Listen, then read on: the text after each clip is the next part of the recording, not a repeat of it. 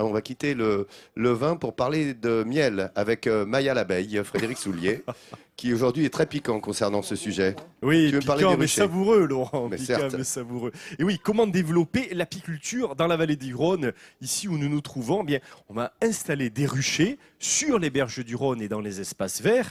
On va améliorer l'accueil des insectes pollinisateurs présents. Et ici, à Châteauneuf-du-Pape, nous allons partir pour l'île de l'Oiselay, juste à côté, où Jean, un apiculteur passionné, nous y attend.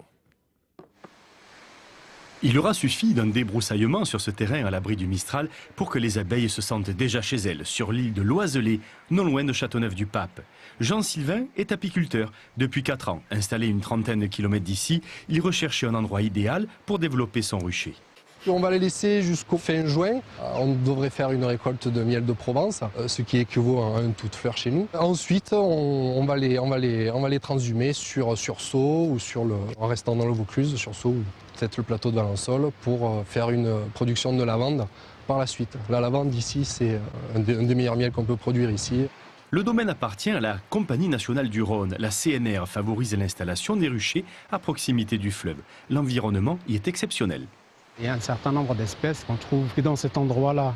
Et en plus, il y a la proximité aussi des arbres fruitiers, parce qu'on a des vergers tout autour. Donc une grande richesse de ce milieu qu'on souhaite effectivement préserver et valoriser pour cette activité-là. Miel de pissenlit, d'acacia, fleurs de prairie et ronces d'avril à août, et même du miel de lierre qui ne sera pas récolté et laissé aux abeilles en ce mois de septembre. C'est un véritable succès pour les 80 ruches qui profitent de ces installations aménagées par la Compagnie du Rhône. Alors, Et s'il voilà. y a 80 ruches là, ici, sur l'île de l'Oiselay, au total, il y a 1500 ruches qui sont accueillies sur les berges du Rhône. Et Jean, notre apiculteur, me disait qu'il y a les essaims se développent très rapidement, donc c'est un vrai succès, sachant qu'on a quand même au niveau national une chute de 50% de la production de miel, donc il faut soutenir cette activité. Alors dernière nouveauté, on a même installé un hôtel à insectes en bois pour favoriser la reproduction et la pollinisation, et même une spirale en pierre sèche qui accueille les plantes aromatiques et nectarifères, donc près d'ici, du côté de Villeneuve-les-Avignon. Écoute, moi j'ai réservé une chambre. Voilà. L'hôtel des abeilles. Vous allez Tiens. polliniser, cher ami, tout Bah ça alors. en partenariat avec l'Union des apiculteurs de France.